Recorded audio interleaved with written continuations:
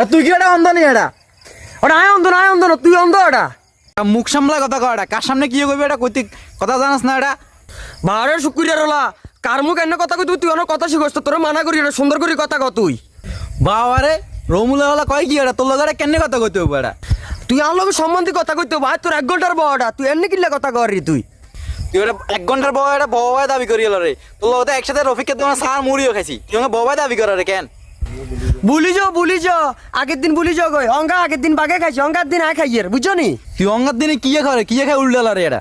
জানো না রফিকের দোকানে মুড়ি গুণ খাইয়ে রে আই মুড়ি।